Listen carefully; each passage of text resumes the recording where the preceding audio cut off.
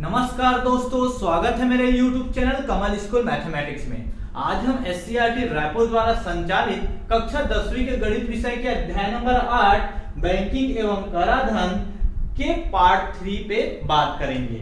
मैं पिछले क्लास अर्थात पार्ट 1 पार्ट 2 में आवर्ती जमा खाता से रिलेटेड क्वेश्चन को सॉल्व करके बताया था। प्रश्नावली 1 का प्रश्न नंबर 6 तक का क्वेश्चन को सॉल्व करके बताया था।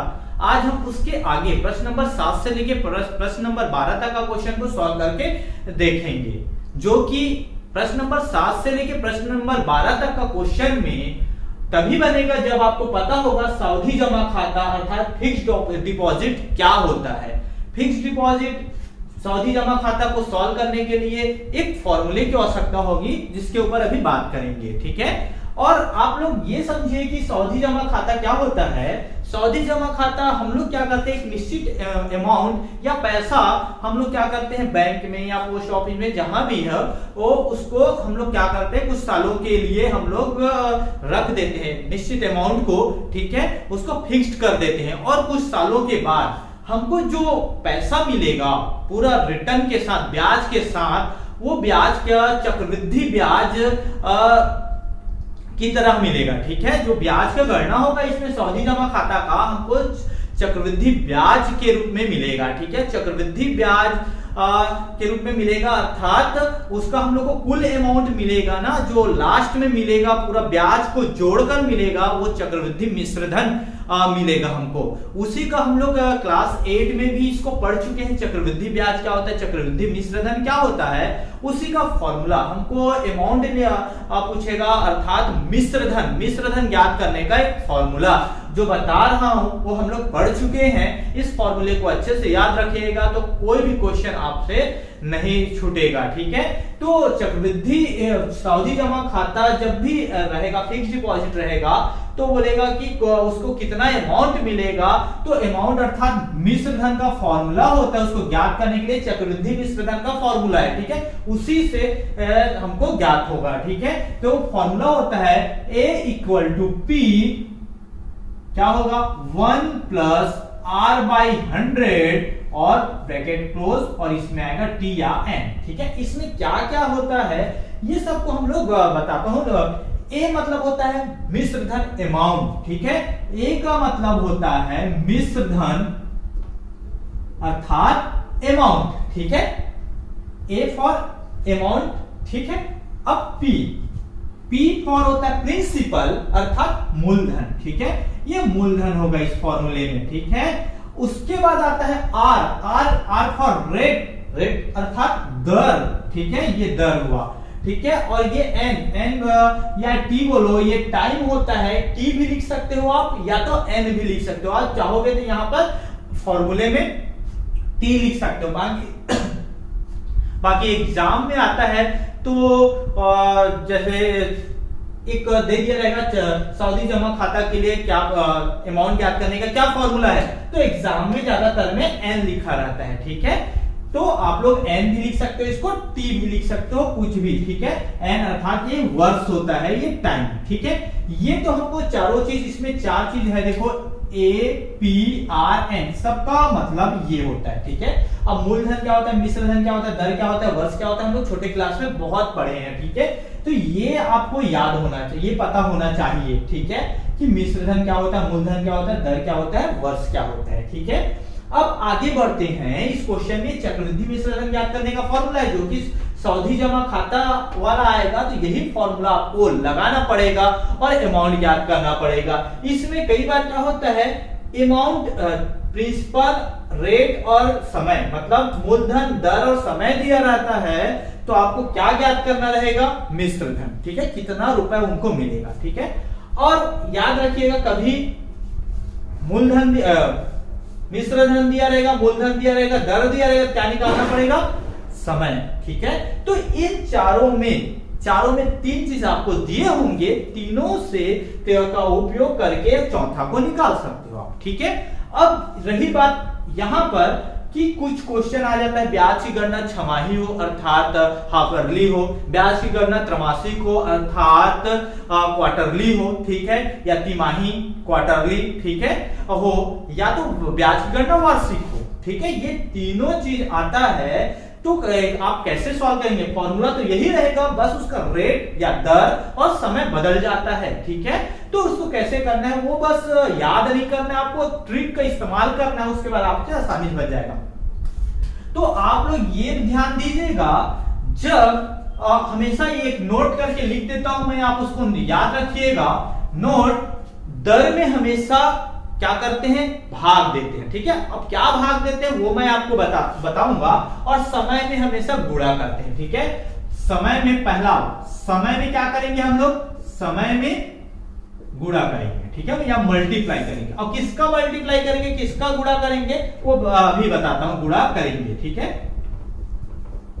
दूसरा दर अर्थात रेट में क्या करेंगे?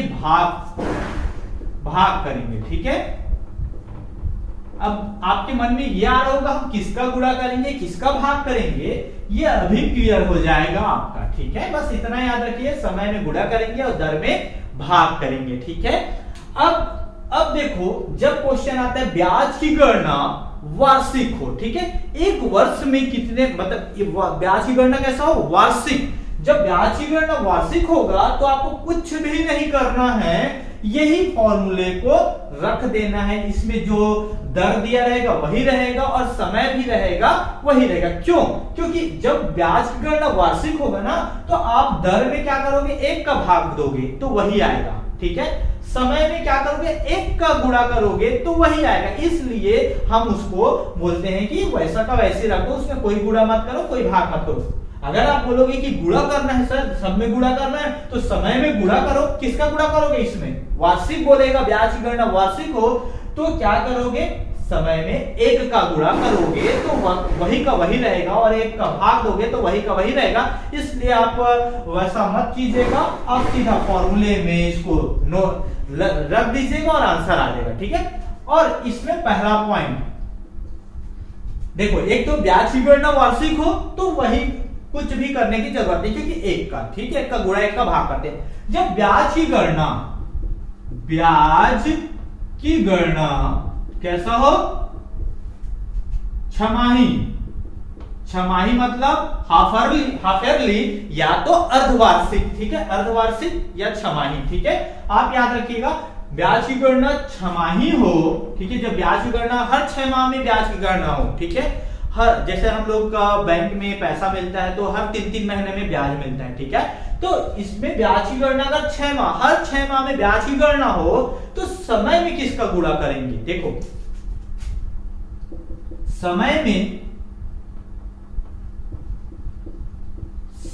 में हम लोग क्या करेंगे? 2 का गुणा करेंगे, 2 का गुणा। ठीक है, अर्थात समय गुणा जितना समय दिया रहेगा, n का मान दिया रहेगा, उसमें ऐसा लिख देता हूं, n गुणा 2 कर देंगे। ठीक है, जब ब्याज की गणना कैसा हो? छमाही। ब्याज की गणना छमाही और अर्धवार्षिक, हर 6 माह में हमको करना है, ब्याज की गणना करना है, तो समय में क्या करेंगे? 2 का गुणा, और दर में क्या करेंगे? दर में हम लोग याद रखें, समय में गुणा करते हैं, दर में भाग देते हैं, तो 2 का दर में भाग देना पड़ेगा, 2 का भाग। ठीक है, दर में 2 का भाग, अर्थात जो दर रहेगा r भागित 2, मतलब डिवाइड करेंगे 2 से। इसको आपको याद रखना है। अब याद नहीं रखना है, आपको समझना है, हम 2 का ही क्यों गुणा करेंगे, 2 का ही क्यों भाग करेंगे। ठीक है, इसमें 2 का इसलिए गुणा कर, आप लोग देखो, 1 वर्ष का हम लोग वार्षिक वर्ष में 1 वर्ष होता है, उसमें 6 माह कितने बार हुए? आप लोग देखो, 2 बार हो गए ना, अर्धवार्षिक अर्धवार्षिक, मतलब 6 माह मिला के कितने बार में 1 वर्ष आ रहा है? 2 बार में। इसलिए 2 का गुणा और 2 का भाग करेंगे। आपको दिक्कत होगा अगर कि हम लोग किसका गुणा करें, किसका भाग करें, कंफ्यूज हो जाओगे, तो आप लोग क्या करना, देखो, 1 वर्ष में कितने माह होते हैं? 12 माह। ठीक है, और कितने 6 माह करना है, तो ये 6 माह है, तो 6 माह है, 6 से 12 भाग करोगे 2 आएगा, मतलब 2 का गुणा 2 का भाग। ठीक है, समझ में आया? अब दूसरा, जब ब्याज की गणना कैसा हो? ब्याज की गणना तिमाही हो या क्वार्टरली। ठीक है, तिमाही हो या क्वार्टरली हो तो क्या करेंगे? समय में तो गुणा करेंगे। पहला समय में क्या करते हैं? गुणा करते हैं, दर में भाग करते हैं। तो समय में किसका गुणा करेंगे, सोचो किसका गुणा। कई लोग बोलेंगे 3 का तिमाही है, तो गलत, 3 का नहीं 4 का। देखो 3-3 माह करके एक वर्ष में कितने माह होंगे, 4 माह। तिमाही मतलब 3-3 माह वाला, ठीक है, क्वार्टरली 3-3 माह, ठीक है। 3-3 माह करके एक वर्ष में कितने होंगे, 4 होंगे। देखो एक वर्ष में कितने माह होते हैं, 12 माह होते हैं।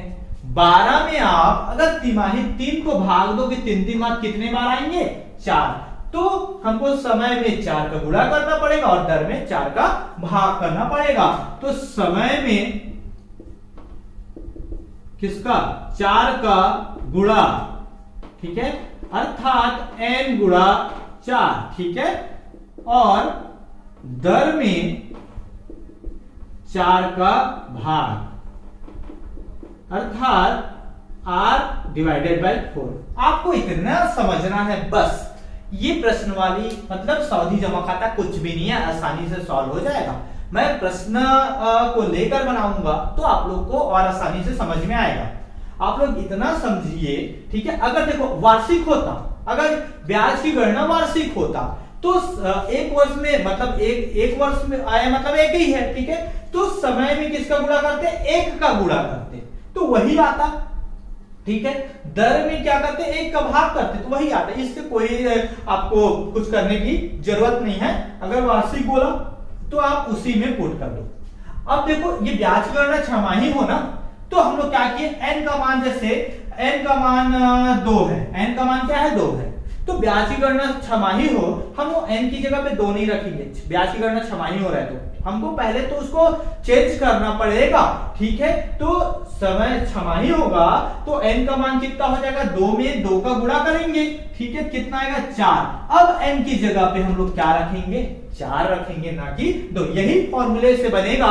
केवल आपको ये डिसाइड करना है कि r की जगह क्या रखेंगे और n की जगह क्या रखेंगे। जब ब्याज की गणना होगा तो जो भी n का मान छमाही होगा तो n का मान दिया रहेगा, उसमें 2 का गुणा कर देना, और r का मान दिया रहेगा 2 का भाग कर देना, उसी को यहाँ पर पुट करना, ठीक है। अगर तिमाही बोलेगा तो n की जगह 4, n में 4 का गुणा कर देना और r में 4 का भाग कर देना, और जो आएगा उसको यहाँ पुट कर देना, ठीक है।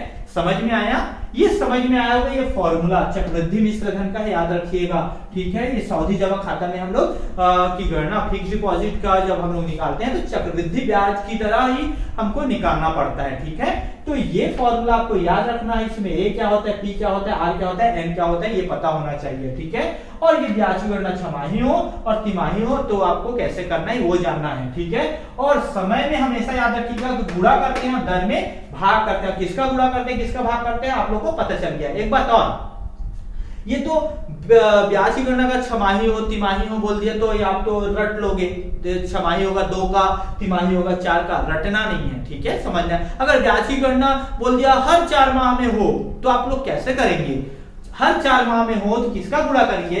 देखो कैसे, एक वर्ष में 12 माह होते हैं, ठीक है। तो ब्याज की गणना अगर हर 4 माह में हो तो आप 4 का भाग देके देखो, 4 × 12, 3 बार आएगा, ठीक है। 4-4 माह गुण करके कितने बार आएगा, 3 बार आएगा। तो आपको समय में 3 का गुणा करना पड़ेगा और दर में 3 का भाग देना पड़ेगा। खैर ये आपके कोर्स में नहीं आएगा, परंतु आप लोग को समझाने के लिए मैं किया कि आपको रटना नहीं है, आपको समझना है और समझ के आप लोग इसको बना सकते हैं। अगर ये समझ गए होंगे ना तो इसका कोई भी क्वेश्चन आए, सावधि जमा खाता का कुछ भी क्वेश्चन आए आपसे बनेगा जरूर, कभी गलत नहीं होगा, एकदम सही होगा। आपको बस कैलकुलेशन आना चाहिए, ठीक है। अब आगे बढ़ते हैं हम लोग प्रश्न नंबर 7 की ओर, ठीक है। प्रश्न वाली 1 का प्रश्न नंबर 7 बोल रहा है, किशन इलाहाबाद बैंक में सावधि जमा के रूप में 20,000 एक वर्ष के लिए 16% वार्षिक ब्याज की दर से जमा करता है।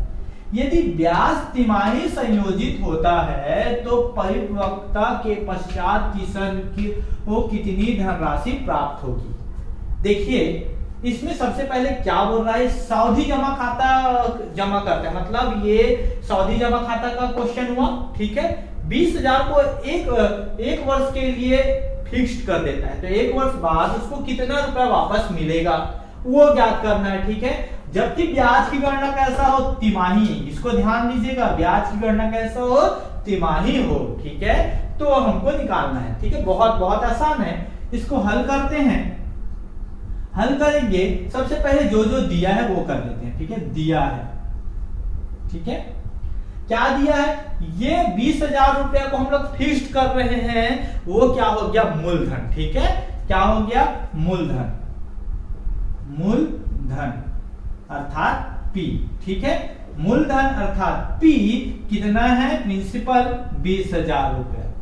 ठीक है, 20,000 रुपया।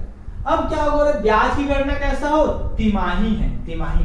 इसमें देखो ये समय n कैसा है, समय इसको हम लोग n से डिनोट करते हैं, कितना है, 1 वर्ष। ठीक है, कितना है, 1 वर्ष। परंतु आप लोग ये जानते हैं कि समय में क्या करते, किसी ना किसी का गुणा करते हैं और दर में भाग देते हैं। तो ब्याज की गणना अगर तिमाही हो तो एक में समय में किसका गुणा करेंगे, 4 का। तिमाही बोल रहे हैं ना, तिमाही है, अभी अभी मैं बताया था, तिमाही जब बोला जाता है तो समय में हम लोग 4 का गुणा कर देते हैं और दर में 4 का भाग दे देते हैं। ठीक है, अगर ये वार्षिक होता, ब्याज की गणना वार्षिक होता तो कुछ नहीं करते, समय 1 का 1 रहता, दर जितना है उतना रहता। परंतु तिमाही संयोजित है तो हम लोग क्या करेंगे, 1 में किसका गुणा करेंगे, 4 का। ठीक है, तिमाही बोल रहे हैं तो कितना आ जाएगा, 4 तिमाही। ठीक है, 4 क्वार्टरली। ठीक है, कितना हो जाएगा, 4 तिमाही। समझ में आया। ठीक है, इसी प्रकार दर, दर अर्थात रेट R कितना दिया है, इसमें 16% दिया है। ठीक है, 16%, ये वार्षिक में दिया है। ठीक है, परंतु ये कैसा है, ब्याज तिमाही है, तिमाही अर्थात 16 में हम किसका भाग देंगे, 4 का। मैं पहले ही बताया था, समय में हम लोग गुणा करते हैं और दर में भाग देते हैं। और किसका गुणा करते हैं, किसका भाग देते हैं, ये तो आपको पता है, अभी अभी मैंने बताया था। 16 में 4 को भाग दोगे कितना आएगा, 4, कितना आएगा ये, 4% तिमाही। ठीक है, ये 4% तिमाही आएगा, हर तिमाही में 4%। ठीक है, अब ये तो आ गया। अब क्या ज्ञात करना है हमको, परिपक्वता के पश्चात किसान को कितनी धनराशि प्राप्त होगी। इसमें ब्याज नहीं पूछ रहे, ब्याज को जोड़कर कितनी राशि, कुल कितनी राशि प्राप्त होगी ये पूछ रहा है। तो कुल जो मूलधन में ब्याज को भी जोड़ा जाता है तो क्या कहलाता है, मिश्र धन। इसमें मिश्र धन पूछ रहे हैं, कितना मिलेगा कुल। तो मिश्र धन को हमको क्या करना है, ज्ञात करना है। मिश्र धन अमाउंट, इसको क्या करना है, ज्ञात करना है। ठीक है, ठीक है। अब देखो ये सावधि जमा खाता है, इसके लिए मैं सूत्र बताया था ज्ञात करने का। सूत्र अभी अभी पढ़े हैं, ए अमाउंट बराबर P, फिर 1 प्लस R/100 और ये हो गया N। ये फॉर्मूला है। अब देखो जहां जहां देखो अमाउंट निकालना था, P दिया है हमारे पास, उसका वैल्यू रख दो, R दिया है, R का वैल्यू रख दो N का। ठीक है, तो P का वैल्यू क्या आएगा, कितना है, 20,000। ठीक है, कितना है, 20,000। ठीक है, एक R का वैल्यू कितना है हमारे पास, 4। इसको नहीं रखने हैं, अब ये 4 तिमाही वाले को रखना है क्योंकि ब्याज की गणना तिमाही हो। तो 4/100 और समय n की जगह पे क्या आएगा, n की जगह पे भी इसमें 4 है। ठीक है, अब इसको सॉल्व करना है। देखो आपको इसको पहले ब्रैकेट को सॉल्व करना है, तो ये आपको और इजी बता दूं, ये कटेगा तो काट देना। ठीक है, ये कट रहा है, ये सॉल्व होगा तो कर देना। ये 4 से 4 के बाहर में जाएगा, 4 एकम 4 और ये आएगा 4 दूनी 8, 4 पंचे 20, 25 आएगा। ठीक है, तो क्या है, देखो एक बार और लिख देता हूं, 20,000। ठीक है, एक धन 1/25 और ये 4। ठीक है, अब इसको आपको सॉल्व करना आना चाहिए। इसको कैसे सॉल्व करता है, एक धन 1/25 आपको जोड़ना है। ठीक है, तो आप जोड़ने का तरीका जानते हैं, एक धन 1/25। उसके बाद शॉर्टकट तरीका भी बताऊंगे कि कैसे इसको जोड़ते कैसे हम लोग। यहां पर कुछ नहीं, मतलब 1 है। ठीक है, पहले इन दोनों का लघुत्तम निकाल के बराबर करते हैं हर को। तो लघुत्तम निकाल के बराबर किए तो 25 आया। ठीक है, 25 आएगा। तो इसमें क्या का गुणा किए हैं तो 25 आएगा। बेसिक बता दूं पहले, इसमें क्या का गुणा किए हो तो 25 आएगा। 25 में तो ऊपर में भी आपको 25 का गुणा करना पड़ेगा, तो 25 ऊपर में आएगा। 25 में क्या का गुणा किए हो तो 25 आया 1 का, तो ऊपर में 1 का गुणा करोगे तो 1 आएगा। ठीक है, तो 25 और 1 26, 26/25। आप इसको सॉल्व करोगे ना, इसको सॉल्व करोगे 1-1/25 तो क्या आएगा 26/25। परंतु आपको ऐसा करके नहीं देखना है, ठीक है। आपको कैसा करना है, आपको मैं शॉर्टकट तरीका बता रहा हूं, उसको बस ध्यान दीजिएगा, फिर ये आसानी से आप सॉल्व कर सकते हैं। ऐसा नहीं करना पड़ेगा आपको, कैसे सॉल्व करना है वो बता रहा हूं। इसको पहले लिख देते हैं 20,000, ठीक है। अब ये कैसे सॉल्व होगा, देखो कुछ नहीं, इसमें 1/25 में 1 जोड़ रहा है, तो आप क्या करोगे, जब भी कभी भी 1 जुड़ता है किसी भिन्न में, तो क्या करते हैं, जो नीचे में हर रहता है उसको हर को वैसा का वैसे लिख देते हैं, मतलब डिनोमिनेटर में जो भी रहता है उसको लिख देते हैं। 25 का 25 आया।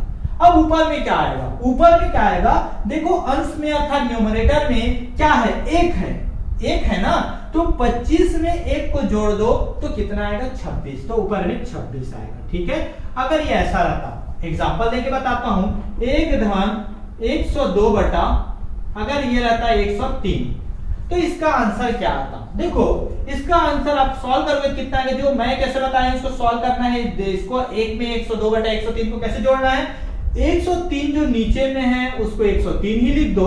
अब ऊपर में क्या आएगा, देखो 102 है, 102 है ऊपर में, 102 में आप 103 को नीचे वाले को जोड़ोगे, कितना आएगा 205। समझ में आया, ठीक है। अगर ये ऐसा रहता 1/2 बटा 5, तो इसका आंसर कैसे आता, देखो ये 5 नीचे का नीचे 5, अब 5 में किसको जोड़ दो, 2 को ऊपर में है उसको 5 2 7 7/5, ठीक है। आपको ऐसा ही हल करना है आपको, तो आप मेरे ख्याल से ऐसा हल कर सकते हैं, ठीक है। अगर आपको समझ में नहीं आया होगा तो बार बार देखिए, आपको आसानी से समझ में आ जाएगा। आपको लॉन्ग मेथड से नहीं करना है, शॉर्ट मेथड से ऐसा सॉल्व करते हैं, देखकर ही बता दोगे इसका आंसर कितना आएगा, ठीक है। अब इसको आगे सॉल्व करते हैं हम लोग।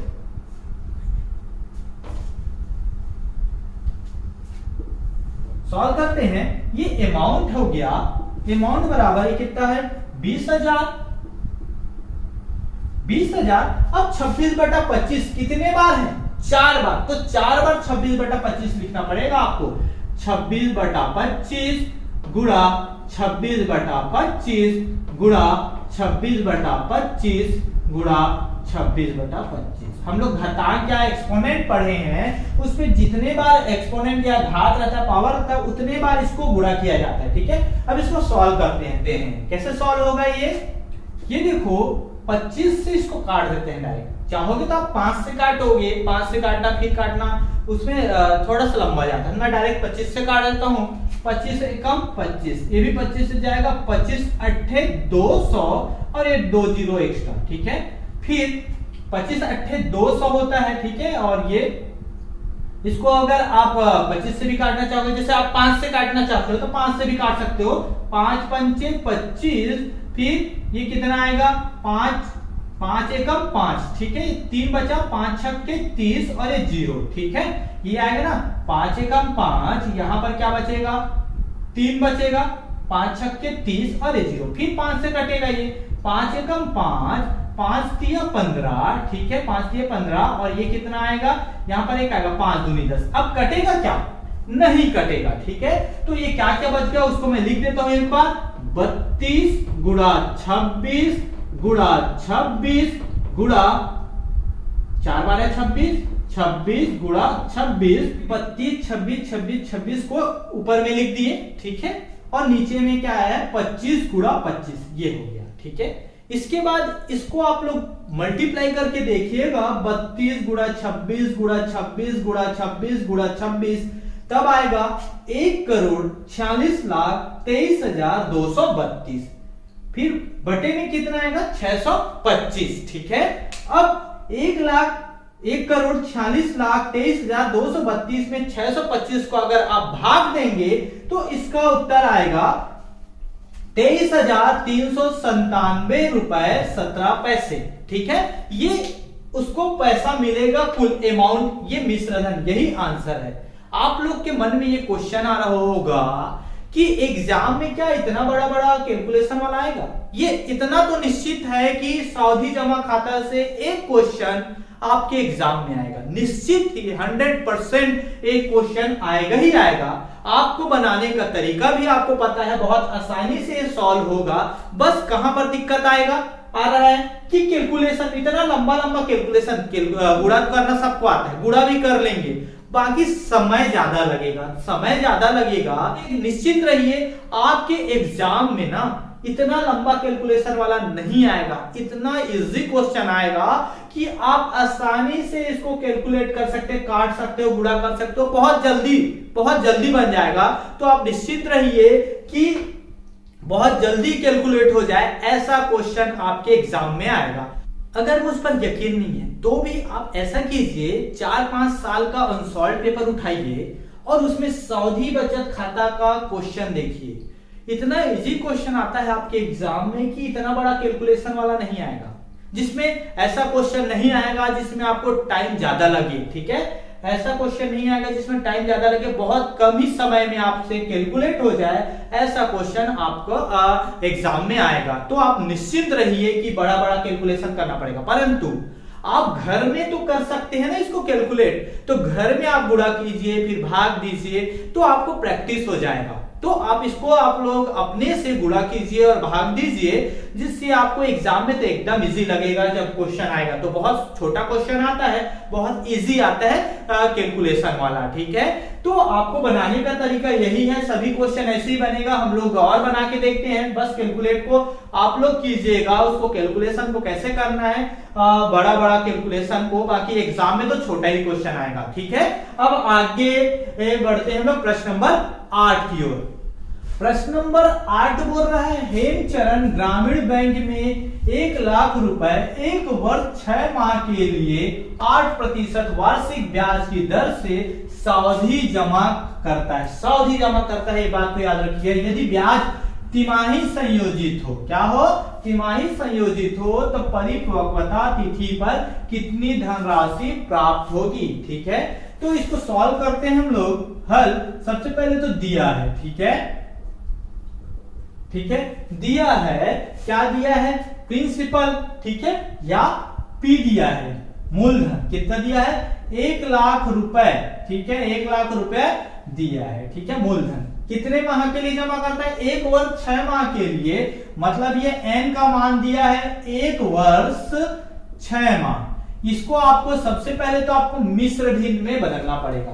तो मिश्र भिन्न, ये इसको भिन्न के रूप में बदलना है तो कैसे आएगा, इसको ऐसा लिख सकते हैं, इसको ये वर्ष में है, माह है, तो दोनों को हम लोग किसमें बदलते हैं, हम लोग दोनों को वर्ष में बदलते हैं। ठीक है, तो दोनों को वर्ष में कैसे बदलेंगे, दोनों को वर्ष में कैसे बदलते हैं, देखो, एक हो गया पूर्व वर्ष है, ये माह को हम लोग ऐसा लिखते हैं, माह 6 माह है ना, तो एक वर्ष में कितने माह होते हैं, 12 माह होते हैं। तो अगर माह को जब भी वर्ष में बदलते हैं तो 12 से भाग दे देना, तो ये कितना आएगा, देखो 6 एकम 6, 6 दूनी 12। ठीक है, 1 सही 1/2 आया। अब इसको और आगे हल करोगे कितना आएगा, ये 2 एकम 2। इसको मिश्र भिन्न को भिन्न में कैसे बदलते हैं, आप लोग जानते हैं, 1 सही 1/2 है। इसको कैसे बदलते हैं, मतलब इसका मतलब होता है 1 धन 1/2, इसको जोड़ना है। ठीक है, जोड़ोगे तो आंसर कितना आएगा, एक शॉर्टकट तरीका है, इसका पूर्ण संख्या और ये जो हर में रहता है दोनों का मल्टीप्लाई करते हैं, 1 दूनी 2 हुआ, जितना आता है उसके साथ इसको जोड़ देते हैं, मतलब ये दोनों को गुणा करेंगे, उसके बाद ऊपर में रहेगा उसको जोड़ देंगे। तो 2 एकम 2, 2 में से 1 जोड़ोगे कितना आएगा, 3। ठीक है, 3, और नीचे में जैसा है वैसा 3/2 वर्ष आएगा। ठीक है, ये तो 1 वर्ष 6 माह को आप बदले तो 3/2 वर्ष आया, परंतु तो इसको किस में बदलना है, हमको किस में बदलना है, तिमाही संयोजित हो रहा है ना ब्याज की दर, ब्याज की गणना कैसा हो रहा है, तिमाही होता है, तो हम लोग समय में गुणा करते हैं। और किसका गुणा करेंगे, तिमाही हो रहा है तो 4 का गुणा करते हैं, तो कैसा आएगा, 3/2 गुणा, हम लोग 4 का गुणा कर लिए तो 2 दूनी 4, 2 एकम 2 और 2 दूनी 4, कितना है, 3 दूनी 6 तिमाही। ये इसका आ गया 6 तिमाही, मतलब n का मान कितना आया, 6 तिमाही है। समझ में आया आप लोग को, आया होगा। ठीक है, अब आगे बढ़ते हैं, ये दर दिया है, दर क्या दिया है, 8% वार्षिक है। ठीक है, ये वार्षिक है, परंतु इसको हम लोग को कैसे किसमें बदलना, तिमाही में, तो कैसा होगा, किसका भाग देंगे हम लोग, 4 का भाग देते हैं ना, दर में हम लोग भाग देते हैं, तो 4 एकम 4, 4 दूनी 8, कितना आया, 2% तिमाही। ठीक है, ये आ गया। हम लोग क्या किए, समय में गुणा करते हैं और दर में भाग देते हैं। ठीक है, अब क्या निकालना है हमको, इसको तिथि पर कितनी धनराशि प्राप्त होगी कुल, तो अमाउंट ही निकालना है। ठीक है, इसको ज्ञात करना है, मिश्र धन निकालना है। ठीक है, अब वही सूत्र लगेगा सेम टू सेम। अगर एक क्वेश्चन आप बनाना जान गए तो सभी क्वेश्चन आपसे बन जाएगा। ठीक है, सूत्र क्या है, ए बराबर P 1 प्लस R बाई 100 और ये हो गया समय n। ठीक है, अब वैल्यू को रख देते हैं सबका बारी बारी के। P का मतलब 1 लाख, ठीक है, कितना 10R, ठीक है, 1 लाख हुआ। अब एक धन R का मान कितना है, इसमें 2 है बटा 100 और n का मान कितना है 6। ठीक है, अब फिर से सॉल्व करते हैं, 1 लाख, ठीक है, अब इसको और सॉल्व कर दो, 2 एकम 2, ये 50। ठीक है, कितना आया देखो, एक धन 1 बटा 50 की घात 6। ठीक है, यहां तक समझ में आया। अब एक बार और इसको सॉल्व करो। ठीक है, इसको सॉल्व करेंगे तो क्या आएगा, मैं आप लोगों को शॉर्टकट तरीका बताया। देखो ये नीचे में 50 आएगा, ठीक है, अब ऊपर में कितना है 1, तो 50 में 1 को जोड़ना। कई लोग क्या करते हैं, 1 है तो ऊपर का वैसे लिख देते हैं, गलत हो जाता है। 1 बटा 50 थोड़ी आएगा, 1 जोड़ रहे हैं आप, तो 50 में 1 को जोड़ो, कितना आएगा 51, 50 और 1 51 बटा 50, ये आ गया। अब इसको सॉल्व करना है आपको, तो कैसे सॉल्व करेंगे, वैसे ही जैसे हम लोग करते हैं। हम लोग ए अमाउंट का मान निकालना है, कितना आएगा 1 लाख। ठीक है, अब 51 बटा 50 को कितने बार लिखना है, 6 बार गुणा के लिए। ठीक है, 51 बटा 50 गुणा 51 बटा 50 गुणा 51 बटा 50 गुणा 51 बटा 50 गुणा 51 बटा 50 गुणा 51 बटा 50। ठीक है, अब इतने बार लिख दिए, कितने बार, 1 2 3 4 5 6। अब जो जो कटेगा काट दो। देखो ये शून्य कटा, शून्य कटा, शून्य कटा, शून्य कट गया, एक शून्य कट गया। ठीक है, अब जो जो बचा है उसको लिख देते हैं। अब कटेगा क्या, नहीं कटेगा। ठीक है, ये तो 1 है, बाकी ये बच गया 51 गुणा 51 गुणा 51, कितने बार, 6 बार। ऊपर ऊपर का गुणा करना है आपको और नीचे नीचे का गुणा करना है, 1 2 3 4 5 और ये 6। ठीक है, 51 गुणा 51 गुणा 51, 1 2 3 4 5 6 और नीचे में 5 गुणा 5 गुणा 5 गुणा 5 गुणा 5 गुणा 50, इतना बचा है। 1 2 3 4 5 और 50। ठीक है, इतना बचा है। आप लोग सोच रहे हो अब इसको कैसे सॉल्व करेंगे, ऊपर ऊपर का गुणा करना है और नीचे नीचे का गुणा करना है, और क्या करना है, दोनों को भाग देंगे तो आंसर आएगा। आप निश्चिंत रहिए, मैं बार बार बोल रहा हूं, आपके एग्जाम में ना इतना बड़ा कैलकुलेशन वाला क्वेश्चन नहीं आएगा। इतनी तो गारंटी है कि सौदी जमा खाता वाला क्वेश्चन आएगा आपके एग्जाम में, ऐसे ही बनाना है, सॉल्व करना है, परंतु कैलकुलेशन इतना बड़ा वाला लेंथी वाला नहीं आएगा। बहुत इजी आएगा, आसानी से कट जाएगा और आप पूरा करके उसका आंसर निकाल लोगे। ऐसा क्वेश्चन आप में आएगा, ये क्वेश्चन तो नहीं आएगा, और तो इसी टाइप का क्वेश्चन आएगा, ऐसे ही बनेगा, कैलकुलेशन इजी वाला आएगा। ठीक है, अब इसको ऊपर ऊपर का गुणा करते हैं और नीचे नीचे का गुणा करते हैं। ऊपर का सभी का मल्टीप्लाई करोगे तब इतना आएगा। ठीक है, करके देखना घर में। ठीक है, इतना मल्टीप्लाई आएगा सबका, और जब इसका नीचे का मल्टीप्लाई करोगे कितना आएगा। ठीक है, जब ऊपर वाले से नीचे वाले को डिवाइड करोगे कितना आ रहा है आंसर, 1,12,616 रुपए और 24 पैसा। ठीक है, यह इसका आंसर है। लास्ट में आप लोग लिखोगे, आंसर में लिखिएगा परिपक्वता तिथि पर उससे कुल इतनी राशि मिलेगी। इसको आंसर में आप लिखिएगा जरूर। ये आप लोग का प्रश्न नंबर 8 का क्वेश्चन का सॉल्यूशन है। ये बहुत आसान है इसको बनाना, केवल कैलकुलेशन आपको करना आना चाहिए। परंतु ये आप लोग निश्चित रहिए, मैं बार बार बोल रहा हूं, आपके एग्जाम में इतना लंबा चौड़ा कैलकुलेशन वाला नहीं आएगा। आपको बनाने का तरीका यही रहेगा, परंतु ये क्वेश्चन नहीं आएगा। इस टाइप का क्वेश्चन जरूर आएगा। ठीक है, अब आगे बढ़कर लोग प्रश्न नंबर 9 की ओर। प्रश्न नंबर 9 बोल रहा है एक व्यक्ति सावधि जमा खाता में 4% वार्षिक ब्याज की दर से 2 वर्ष के लिए 2 लाख रुपए निवेश करता है तो उसे परिपक्वता के समय कितनी धनराशि प्राप्त होगी यदि ब्याज वार्षिक संयोजित होता है। ध्यान दीजिएगा, इसमें क्या हो रहा है, ब्याज वार्षिक संयोजित होता है, इसमें न तिमाही बोला है न छमाही बोला है, वार्षिक संयोजित होता है बोल रहा है, तो जैसा दर है उतना ही रहेगा, समय भी उतना ही रहेगा। ठीक है, जैसे कि मैंने इस क्लास के स्टार्टिंग में ही आपको बताया था। हल इसमें देखिए दिया है, ठीक है, दिया है, क्या दिया है, सबसे पहले तो मूलधन देखते हैं। मूलधन P बराबर कितना है, 2 लाख रुपए। ठीक है, ये 2 लाख रुपए मूलधन हुआ। ठीक है, अब क्या दिया है, दर, दर R बराबर 4% वार्षिक। ठीक है, ये देखिए अगर ये तिमाही छमाही बोलता तो दर में हम कुछ ना कुछ का भाग देते। ठीक है, अगर तिमाही बोलता तो किसका 4 का भाग देते और 4 इसमें दर में। ठीक है, और समय में 4 का गुणा करते।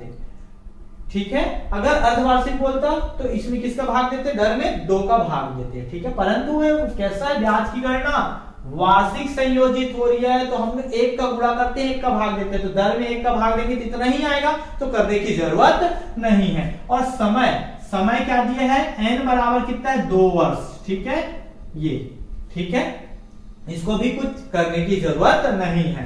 अब क्या बोल रहा है, इस पे क्या निकालना है हमको, मूलधन निकालना है, सॉरी अमाउंट निकालना है, मिश्र धन निकालना है, इसको ज्ञात करना है। ठीक है, समझ में आया होगा, आप लोग को धीरे धीरे क्लियर हो गया होगा बात की कब गुणा करना है, कब किसका गुणा करना है, किसका नहीं करना है, कब नहीं करना है, समझ में आ गया होगा। तो आपसे ये इस टाइप का क्वेश्चन तो बनेगा ही बनेगा और आपके एग्जाम में गारंटी है आएगा ही आएगा। ठीक है, अब सूत्र, सूत्र लगाते हैं हम लोग, क्या होता है, अमाउंट निकालने का P1 प्लस R/100 और ऊपर में क्या है, N। ठीक है, T भी लिख सकते हो, समय। ठीक है, अब वैल्यू को पुट करते हैं, P का वैल्यू कितना है, 2 लाख रुपए। ठीक है, 2 लाख रुपए हो गया। इसके बाद एक धन R का वैल्यू कितना है, 4 है। ठीक है, बटा 100 और n के जगह पे कितना आएगा, 2। अब इसको सॉल्व करते हैं, मैं बताया हूं इसको अगर कटेगा तो काट दो, सॉल्व कर दो। पहले 4 एकम 4 और कितने बार में आएगा, 25 बार में। ठीक है, अब कितना है, इसको सॉल्व किया तो आप लोग ये 2 लाख तो है। ठीक है, उसके बाद 1 प्लस 1 बटा 25 आए, इसको सॉल्व किए तो आप डायरेक्ट यहीं पर सॉल्व कर दीजिएगा। मैं आप लोग को समझाने के लिए एक स्टेप और लिखा हूं, आप डायरेक्ट लिखते 25 और ऊपर में 1 है, 25 और 1 26 बटा 25। ठीक है, कितना आएगा ये, 2 लाख रुपए। ठीक है, 2 लाख और इसको सॉल्व किया कितना है, 26 बटा 25 की घात 2। ठीक है, 26 बटा 25 की घात 2 कैसा आया, 25 है, 25 में 1 जोड़ दिया ऊपर वाले को तो 26 है, 26 बटा 25। आप यही कर सकते थे, इसको एक स्टेप लिखने की जरूरत भी नहीं था। ठीक है, अब इसको सॉल्व करते हैं और आगे बढ़ते हैं। ये 2 लाख रुपए, ठीक है, ठीक है, गुणा, ठीक, 2 लाख और 26 बटा 25 को कितने बार लिखेंगे हम लोग, 2 बार लिखेंगे।